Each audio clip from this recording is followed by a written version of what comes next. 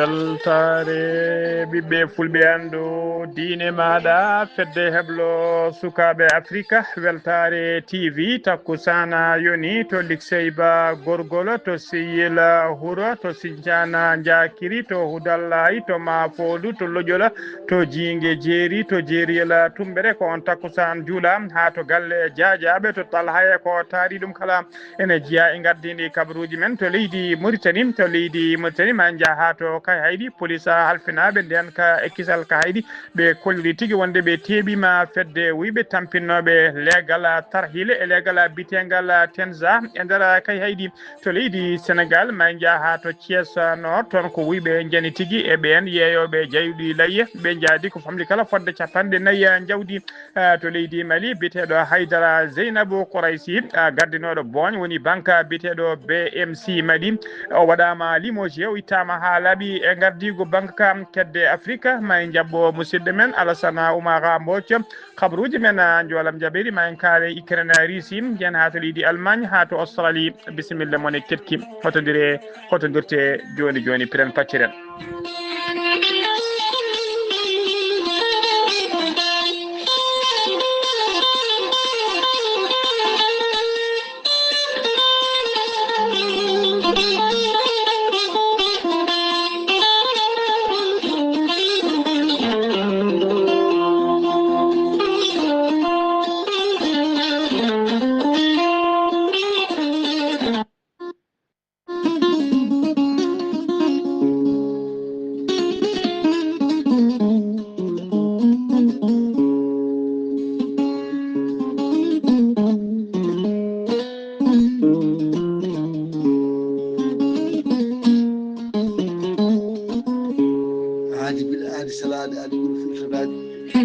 salade aadi ɓuuri firtude aadi ceerno Hamad Tidiane Diallo gorko mo melga wuuro jinneji wi ko firtata aadi mo aadude jayde weltare ɓiɓɓe fulɓe andu diine maɗa weltare TV ceerno Hamad Tidiane Diallo ko wittiyanke leɗɗe ko safriyanke safruji fina tawa jaadiɗo ɓalawal e danwal kala gorko mo melga wuuro jinneji Allah ne lubrimo gandal dendagal rafi comiɗe e ɓandu maɗa so tawi oɗon maldana ko balɗe tati kaddu toon mbiya alhamdulillah rabbil alamina gorko mo melga wuuro jinneji ne safra ko wayno kista fibrom dogam site rewɓe ɗon koɓe sowade rewɓe dartoraɓe kala sattoraɓe dewle wulduɓe gorko seydani gorko mo melga wuuro jinneji ne yawraɓe wonduɓe koyɗe musoje keeceje musoje ɓalli ƴakkuji e ɓalli ɓutoji kala ceerno Amadou Tidiane Diallo e witteji makko ɗi o sakkiti wadde ɓe jiiti hen safara ko fate estomac no estomac ma fonno kala so tawi on jokkodiri e nder balɗe tati mbatta ñamde mbatta yadde kala ko kananɗa ha no hannirta ni ceerno Amadou Tidiane Diallo gorko mo melga wuuro jinneji omo yarano ɓen wonduɓe prostate hay sino prostate ma koko heddino ala ko heddi so wona no oppiré son jokkodiri o rokkuma leɗɗe o safruma cella ha certa hen ha laaɓa tawa ɗum sekaka gorko mo melga wuuro jinneji ne yawra ɓen ustaraɓe gorago yawɓe yitade koyemen e jippiɓe e leecce kala e on fannu omo jogui leɗɗe mbiyete ko meeɗi moosa omo jogui kadi fannu goɗɗo wiyete ko yedde ƴeewa gorko mo melga wuuro jinneji andi dendagal kilineɓe mum caggal nde ummi to Dakar Madina Gounass oɗo woyta base makko to Dakar e oɗo saaha mo tawi to Nouakchott lamorgo leydi Mauritanie to base makko to tawete leegal Samia ko étage danejo ne huccite usine Platramo Samia sa yiiɗi jokkodirde makko numéro makko leydi Mauritanie mbatta ko 46 94 21 92 11 so tawi ko numéro makko WhatsApp kadi to leydi France ne golla mbatta ko 00 336 04 04 66 27 ceerno Amadou Tidiane Diallo gorko mo melga wuuro jinneji base makko ne tawe to Dakar en tawi ɗon miñi ko ne wiye Abdoulaye Diallo numéro mo mbatta ko 77 714 94 15 ceerno Amadou Tidiane Diallo base makko ne tawe to Dagana Mauritanie ha to Rosso Mauritanie kala en tawi ɗon sehil makko ɓi nene makko ne wiye ceerno Amadou Dia gorko mo leeraɓe numéro mum téléphone mbatta ko 77 537 79 28 ceerno Amadou Tidiane Diallo ko laaɓɗo reedu ko malaɗo wune konne wiɗo sanne sanne mbadden danɗo faade ceerno Amadou Tidiane Diallo gorko mo melga wuuro jinneji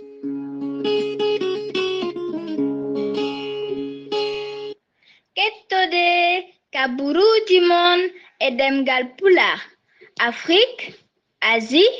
Europe, Amérique, Moyen-Orient, Océanie. jam nyalle mon musidɓe tedduɓe eɗen goni hoore bira nogas naya lewru duujal woni me hitande ujunnaji ɗiɗi e nogas joyyi habruji mon e ɗemgal Pulaar e sawto he ko musidɗo mon sehil mon Haali Abouba to karallagal ha mbawon yiide en to banggue nate ɓosoje ko meñi men sehil men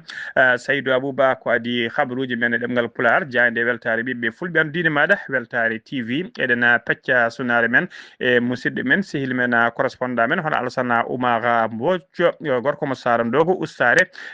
jinnaɗo makko gorko saabu kay ko sehila ba makko no fewi biyetenoɗo Oumar Hammadi Ndiaye Oumar Hammadi Ndiaye noon ko jamma hanki o jamma aljuma hanki o yalti aduna to wuuro witengo Afniya noon ene tawetina kilométre goto hakkude walla kilométre ɗiɗi foori hakkude mum e Sarandogo ko sehila ba makko wonno ko tokara ba makko ko funere ba makko kadi wonno paami tigui wonde ko ba makko on tigui yalti aduna eɗen pecca sunare noon e dendagal Sarandogo naaɓe ko taari ɗum kala ko aseta hande noon nogas naya lewru duujal men sanga 17 heures woni wirwirde makko o wiretede noon ko tona to sare gonga nde Sarandogo eɗen mbiyatande Allah yurmotomo yaafoma harnama aljanna kanko e dendagal mayɓe julɓe kala habaruji men ɗemgal Pulaar to leydi Mauritanie keddoɗen e pudorɗen to leydi Mauritanie Mouhtara Wul Ndiaye ko hoore jagodde laamu leydi Mauritanie o siifi aljuma hanki o kayit biyeteɗo note circulaire ko fati kay e réglementation ko fati réglementation ko fati l'acquisition e kay ko fati tigui utilisation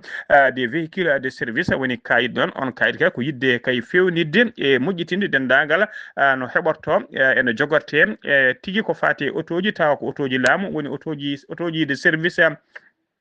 kayit o noon o holi tigui holno kay poɗɗo hebde hol kay fodɓe hebde autoji service holno autoji ɗi kadi poti heɓirede holno ɗi poti heɓirede holno ɗi foti jogirede yidde laamu ngu noon e oɗo saaha kay ko ustude ko fate dépense uji wawde kay e wawde rende autoji service ɗi nodde circulaire noon ene hollira kay sarɗiyeji kay département ministériel uji walla établissement ji public walla ko wiyete les entreprises ha e projet ji développement kala holto poti rewde kay ha mbawa hebde ɗiɗon autoji service no ɗo kadi ina hollira procédure kay des marchés poɗɗi rewede kay ha ɗino ko fate codgol e ko fate codgol e ko fate kadi e wadde matricule aji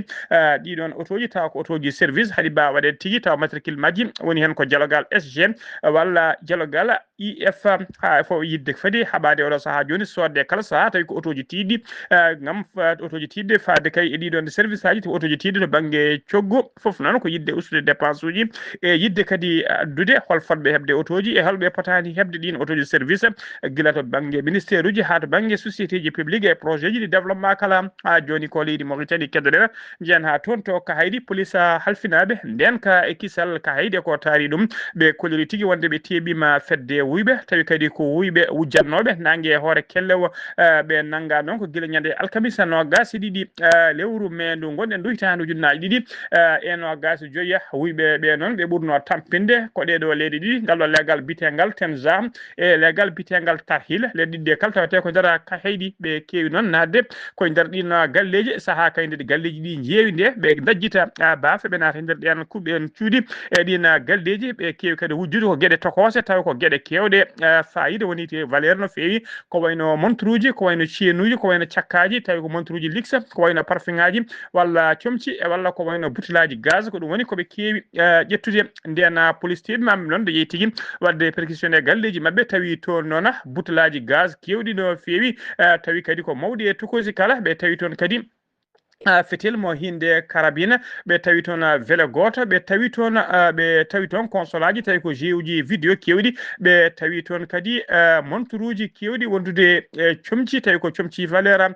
fedde nde noon fedde wuyɓe nde noon koɓe sagataɓe nayo eɗo saaha joni noon ɓene coka e mbadi garde à vue losgoji nana jokke mabɓe kay ha ande tigui réseau o kala holno foti e hol nigui noɓe dilliranno ha joni ko leydi Mauritanie keddoɗen ambassade mo Japon e nder leydi e nder Mauritanie lamorgo e nder Nouakchott lamorgo leydi Mauritanie holliri hikka kadi maɓe juɓɓin ko fate kawguel wonande kay étudiant ji Mauritanie naɓe beele ne mbawa hebde fattan kay jokkoyde jangde hebde bourse ji men jokkoyde jangde toon to Japon tawi kadi ko étudiant ji waɗoɓe kay master walla waɗoɓe doctorat e fannuji kewɗi ɗi jiida accirola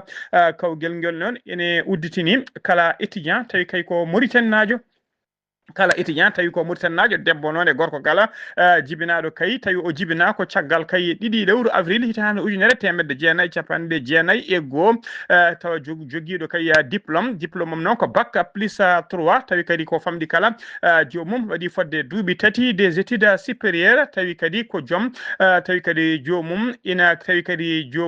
wawi kay windude e haalde ɗemgal anglais ngal hano hannitini ɓe kolliri noon ko fate date joƴingol kayitaji noon woni candidature ko fuɗɗoto ko walla ko ñande 30 lewru mai hitande ujunnaji 2025 ndu gonɗen ɗum kawgel noon ko fati bindol woni écrit waɗa tigui ko ñande 20 lewru juin to ambassade Japon e nder Nouakchott wonande kay ɓen ɓe dossier ji men jaɓana so tawi ko kawgel oral noon waɗa ko ñande 25 lewru juin e 2 lewru juillet lewru juillet jaltugol résultat ji ɗi noon guel ɗon kawgel tijja tigui ko ñande 4 lewru juillet hitande ujunnaji 2025 jaagogal noon janggoygol noon Japon wonande kay hebɓe kawgel guel jaagol ɓen kay yahoɓe janggo jokkoyde jangde men toon to Japon ɗum noon tijjete tigui so ɗum tijjete koye lewru septembre walla octobre 2026 ha joni habruji men ɗemgal Pulaar sen nummima to leydi Mauritanie ko to leydi Sénégal paadena to leydi Sénégal brigade mobile de douane ɓe biñoma tawi ko yowtiɓe to Ziguinchor ɓe kolliri tigui wonde ɓe teeɓima biyeji noir kewji no fewi woni halis tawi ko halis mo lawjeteɗo fo biyeji jaaru mum noon ene guime ha 1 milliard woni milliard ne fawi temedde 5 e capanɗe 4 million fondude kay e temedere nogas woni 1 milliard 541 francs CFA tawi kadi foof noon ɓe kolliri ko biyeji noir ɗum wanno ko ñande alkamisa 15 lewru mai hitande ujunnaji 2025 sanga 17 heures woni 5 heures kikiɗe to wuuro witengo Silinkina noon woɗɗani to wite Wulampana e nder département mo Bignoma ɓe tawi toon noon capanɗe 4 ɓe tawi toon ujunnaji 4 temedde 7 coupure woni ujunnaji 4 temedde 7 billet taw ko billeji en euro tawi foof kadi ko billeji noir billet hen kala ko temedde 5 euro ha joni ko leydi mo Sénégal kettoɗen to leydi Sénégal jam ñande kay mbiyen hanki jamma sanga 2 heures du matin ko wuyɓe naati e nder hudum to jawdi kay to jawdiji laye mofta kay tawi ko jawdiri kay gaddari ko fate julde taske ko to Thiès Nord ko toon tigui woni to wuyɓe jilli wuyɓeɓe noon jaadi ɓe jani tigui ko ɓe gari tigui koɓe joguiti pétalaji pisleji mabɓe e labbe e jasiji nden ɓe jettima nokku o noon ɓe yiiɗi kay ko fellude piyanɗe dow woni tir des sommation hulɓinde yimɓeɓe kay guila jaltude ko ɗo gaygan sang kay ɓe udditi hudumo ɓe mbawi nadde nder ɓe ƴetti ko famɗi kala fodde capanɗe 4 jawdi layye ɓe mbawi tigui yadude majji eɗo saaha joni noon losgoji udditama hen beele ɓe mbawa yiitede yimɓe noon yeeɓe jawdi ɓe ɓe erima laamu ngu kay nde ɓeydinta de ɓeyda tekkinde nden ka e kisal ɗina nokkuji kay oɗo saaha joni to jawdi ne ha e to jawdi yeyete kala ha joni ko leydi Sénégal keɗoɗen Oumar Sow o notima aljuma hanki o ñaguinoma kay noɗo convocation mo convoque no mbatene fadde kay ha eltini mato o heɓani nden ɗaɓɓade aljuma hanki o notinoma on convocation de division spéciale de cybercriminalité ɗum noon waɗi ko jamma hanki o noti ɗum caggal noon nde ɓe gayni hettademo caggal nde ɓe gayni hettademo noon ɓe pelliti tigui nanggudemo e oɗo saaha joni ɓena cokkimo e mbadi garde à vue Oumar Sow noon ko ancien ministre conseiller e saaha laamu Macky Sall ko responsable politique to legal bitegal Yombol omo sikka omo kay oɗo saaha joni soka to commissariat d' arrondissement des plateaux o nanguira noon ko sudde konngudi kay yaltinde habaruji hono no jandi wiri taw habaruji ɗi gonɗani so tawi kay ala ko yanti hen so tawi ala ko faali kay ne ɗamina tigui ñande altine o ɗamini tigui ɓendinede to tribunal de grandes instances hors classe mo Dakar Oumar Sow noon waɗino haalande mum ko fati parquet kay ko fati kay alhaali Ismaïla Major Fall o wino kadi wonde landa laamu ka oɗo saaha joni woni Pastef woni kay yidde muɗum e fandare mum kay ko libde e ittude e yandinde dendagal mairuji taw ko mairuji jeeyaɓe landaji lunda kala ha joni habaruji men ɗemgal Pulaar to leydi Sénégal ha joni keɗen cour suprême waɗino partiellement annulé woni tigui waɗino annulé hay sinno wona foof kay décret taw ko décret présidentiel waɗino annulé taw ko annulation partielle ko fate décret présidentiel cifanoɗo kay ñande 3 lewru novembre hitande ujunnaji 2023 tawi ko laamu Macky Sall ko Macky Sall sifno on décret noon ko fati nomination ɓen kay tawi ko terɗe jeeyaɓe catala bitegal Sénat noon woni commission électorale nationale autonome catal ngal noon ko catal kalfinangal kala ko fati subgoji e nder leydi Sénégal cour suprême noon waɗi annulé nomination ɓeɗo ko wayno nomination biteɗo Cheikh Awa Balla Fall e biteɗo Serge Amadou Ndiaye ɓeɗo kala cour waɗi annulé ko fati nomination mabɓe ɓeɗo ɗiɗo kala noon ɓe ittira kay ko tumede kay koɓe jaggue mawɗe e ngal ɗo kaɗo landa witeka APR woni alliance pour la république ko landa laamu kiitka ka wondude waɗɓe hewɓe kay mbawi tigui waɗede annulé cour suprême o noon ha joni waɗi rejeté woni salima kay ko fati sali jaɓani kay wiyede kay yo Abdoulaye Sylla yo itte e gardigu Sénat wadde ha joni kanko Abdoulaye Sylla omono tigui heddi e gardigu Sénat e nder dialogue noon e nder dialogue national tijjaɗo kay ñande nogas jeetati lewru mai ko fati kay ma tigui ene tijja tigui ma haali kay ko fati e ngal ɗo catal biyetegal Sénat ma haala mum haala hen no fewi saabu yimɓe hewɓe kay kolliri tigui wonde ko catal ngal foti ko firtede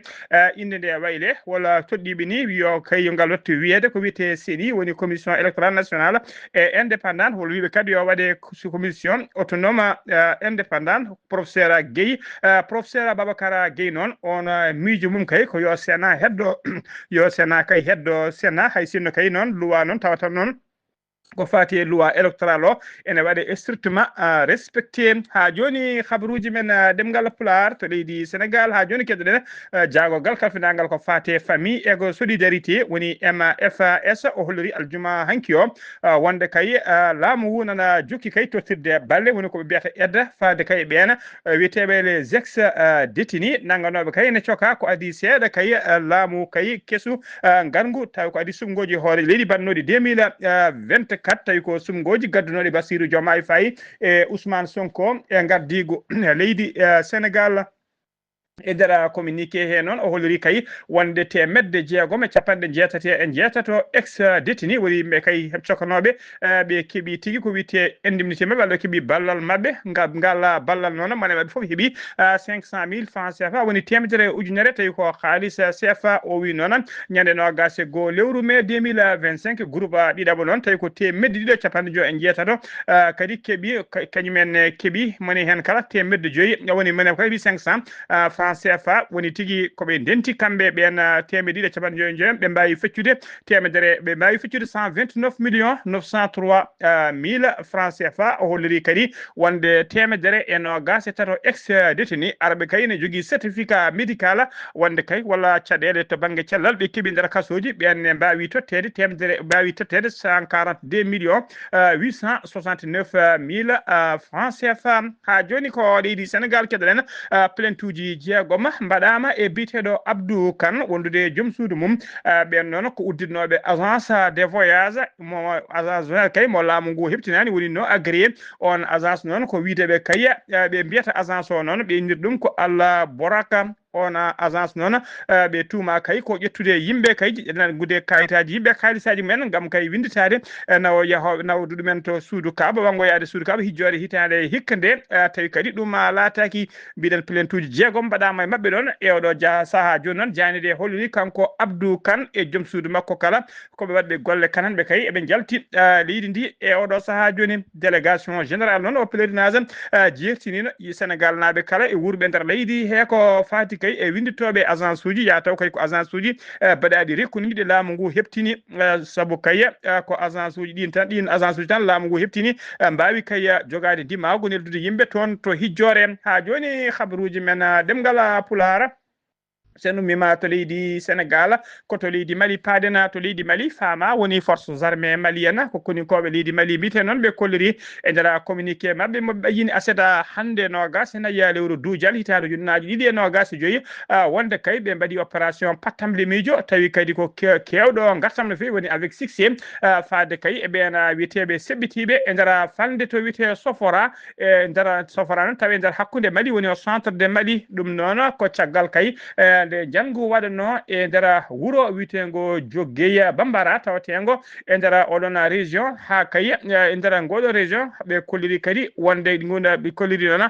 wonde gun janngo wanno ko aljuma hanki o no gasi tati lewru mai nden seɓɓitiɓe noon mbaɗi janngu mumen ɓe ɗon tigui ɓe dogi ɓe pandi ɓe dogi kay ɓe tinani gam yidde taccude fleuve gonɗo sara wuro witengo Sédabougou laamu fama noon ene anduno kay wonde so tawi ɓe dogi ko toon ɓe poti moltoyade ko ɗon tigui faddiɓe waɗi ko wiyete jeeje woni embuscade fama noon holiri wonde wari hewɓe mabɓe bonniniɓe kadi matériel kewɗe no fewi ha joni ko leydi Mali keɗoɗen hono mbiruɗen gardini kabaruji men BCI Mali ko banque pour le commerce et l'industrie du Mali ko boñ noon boñmo madame Haydara Zeynabou ardino gila 2017 tawi o lomtino e gardigo boño ko biyeteɗo Sekou Mamadou Bari Haydara Zeynabou noon o waɗama limoge woni tigui o ittama e gardigo boño o riwama e gardigo banque o ittata noon ko wasde moƴƴinde kay gardigo makko saabu boño ene tawe mum kay ene tawe mum saabu boño e oɗo saaha joni tawe caɗele mawɗe no fewi tawi ko caɗele financiére musde no fewi ko ɗum tigui woni ko tawate oɗo saaha joni e boño e nder loyde fuɗɗigo waɗe to noon tawama tigui jolɗe mawɗe ne tawe hen ha joni ko leydi Mali keɗoɗen le général de corps Sadio Camara kañum woni jaagogal kafinagal ko fate défense et des anciens combattants mo leydi Mali o waɗi jillu makko e nder kidal ɗum ko aljuma hanki nogas e tati lewru dujal hitande ujunnaje ɗiɗi e nogas e joyyi o arani goto noon marde sete timmude no fewi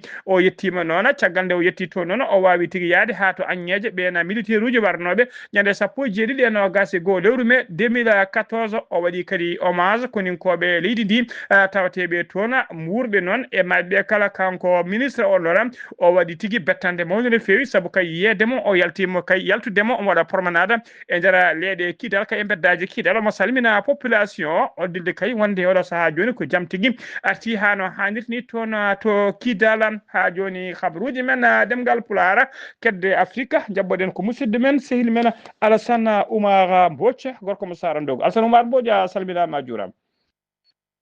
En calmitima Ghali Aboubacar caɓini dendagal hettiyankoɓe Ayawu TV kabaruji ɓuuri tengtude e jongal Afrique e ñalawma hande o puɗɗoɗon ko leydi hono Mali toon de caggal libbi hono jeyankom e nder kadi hono oɗo kadi to kadi ko procès ko fati noon e lanandi o coɗano ko ronka ko fati noon e ɗin koderaji ɓe huriyankoɓe mbanno taw kadi ko ɓurtuɗe no fewi ɗum wayno kono procès udditama ñande alkamisare nogas ɗiɗi lewru duuƴal ujunere ɗiɗi nogas ɗiɗi ene wayno dey ko fati noon eɗen gueɗe taw kadi ko hono baɗaɗe kadi détourné won fonds public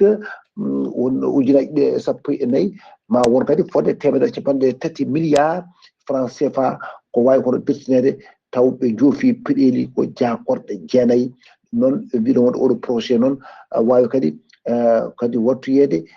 ɗiɗi lewru taw kadi ko ha juin garoyoɗo e ngol lawol noon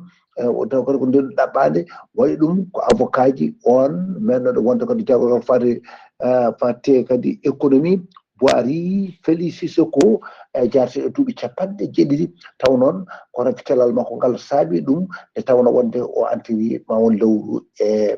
feccere toon ɗo Côte d'Ivoire hono président conseil européen biyeteɗo Antonio Costa kanko de o heeɓi ñande alkamisa nogas ɗiɗi lewru duuƴal ujunaji ɗiɗi e nogas e joyyi taw kadi ko prix noddirteɗo Félix Houphouët-Boigny UNESCO tawata ko deeƴal oɗo prix noon ene wayno noyi wawi kadi kono tottede ɗum tawata ko wawde kadi jogade kono pellital mawgal e wawde kadi hono wawde kadi wiyete kay ko défendade ko fati kono oɗon dialogue kaldigal et le multilatéralisme kono ɓe mbiri e wonde kadi e wawde wiide wonde ko on omo darni ɗum on ɗiɗon taw ko kete ɗum ɗon noon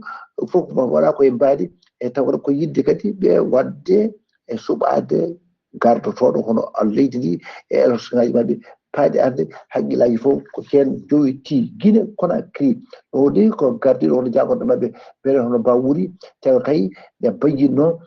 wiide wonde kadi ko élection ngaji mabɓe koye e nder sappo e ɗiɗi ñande sappo e ɗiɗi lewru duuƴal o haalno ɗum o wino wonde ɓe gonno koye e ɗeɗo hitande ma mbaw kadi kono wadde tawa ko fiita fate élection ngaji présidentiel secrétaire général noon fédéral mo kañum woni porte parole laamu ngu ene waɗi mbiyete hono général Amara kanko dey o wawi wiide wonde kadi ñande alkamisa nogas ɗiɗi lewru ndu kam ene wayno ko deccuɗo tan ala noon woni ko himmu makko ko wona yidde kay so tawi deeƴal arta e nder leydi ndi Soudan ene waɗi dey toon ko département état tawat ko américain o wawi hono bajinde ñande alkamisa nogas ɗiɗi lewru duuƴal ujunere e nogas joyyi ne wiide kay wonde taw kadi ko ene wawi wadde sanction ngaji ɓurɗi mawnude ko fati noon e gouvernement fédéral mo leydi hono Soudan caggal kadi ɓe tuumimi wonde kay aɓe kutoro ko wiyete won arme chimique ko ɗum ɗo gila ujunaje ɗiɗi e nogas e nayyi ɗum noon ndiɗo mbaɗi noon ene wayno ndi waɗi caɗele e ɗum ɗo caggal kay ko nde mbi wonde ko wargoji ɗi no mbayi hewto ni ene wayno ndi kode taw kadi ko ala ko saabi ɗum so wona taw ko ɓen ardiɓe ɗum ko nande général Fatah en kañum e Fatah al Barhan en kañum e paramilitaire en de force taw ko ardiɗo ko général taw kadi ko général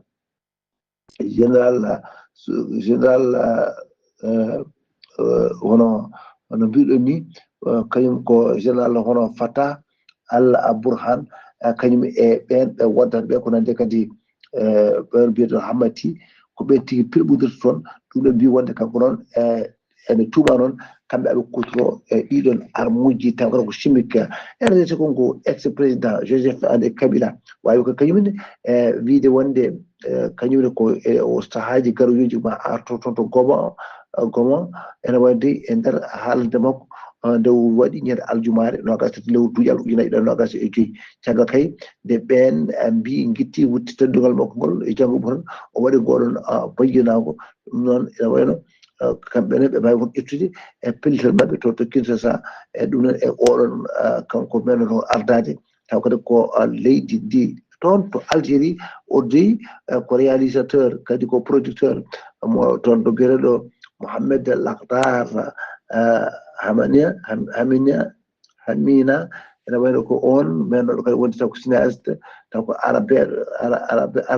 kañum Afrique najo ko on de dañi taw ko mennoɗo kadi wonde kadi dañje taw ko jeenata festival mo kan ko on de rutte e jumum ñande aljumare nogas e tati lewru duuƴal ujunere ɗiɗi nogas e joyyi taw yaade ko duuɓi capanɗe jeenayyi e joyyi Ghali Abouba ko ɗum ɗo tonguɗen habaru men Dongre Afrique e ñalawma hannde o taw wonno koye dade musidɗo men Alassane Oumar Mbodji kono ko sanɗo ko ngam weltare Wood TV. Alassane Oumar Mbodji golle ma jooɗi peewi ko anoddi kabaruji men e Dongre Afrique takkusan juulama ha to galle ceerno Amadou Sy to Lik Seyba gorgol ko on takkusan juula ha to galle ceerno Amadou Tidiane Alpha Mamadou Sélé Ba to Moderna ha to galle makko Samassa ko on takkusan kadi juula ha to galle ceerno Abdourahmane Dia to PK8 Nouakchott e ko taari ɗum kala habaruji men joolam jaɓeri to leydi Ukraine hakkude mum e leydi Russie alamo Ukraine waddi gostodiral prisonnier ji mawgal ngal hono mum meeɗa waɗede ko guerre o fuɗɗi kene wona joni duuɓi tati hakkude mabɓe e leydi Russie gostodirgal noon ko prisonnier ji guila e militaire ha e civil en kala ha kene hawlirama noon ɗum noon ngal gostodal noon haɗani kadi wonde guerre o ene jokki ha e oɗo saaha joni saabu jamma hanki o leydi Russie aynima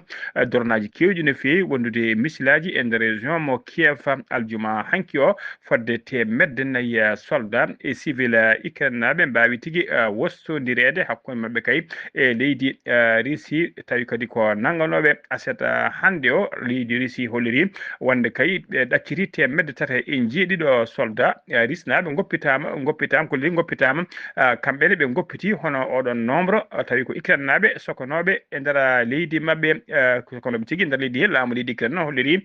wonde kay jamma beɗɗo o ɓe liiɓi missilaji jeeɗiɗi tawi ko missilaji balistique ɗe leydi Russie weddino e mabɓe wondude temedde capanɗe nayyi e joyyi drone Russie naɓe ɗum foof ɓe mbawi libde ɗum tawi foof toɓɓuno ko région Kiev woni lamorgo leydi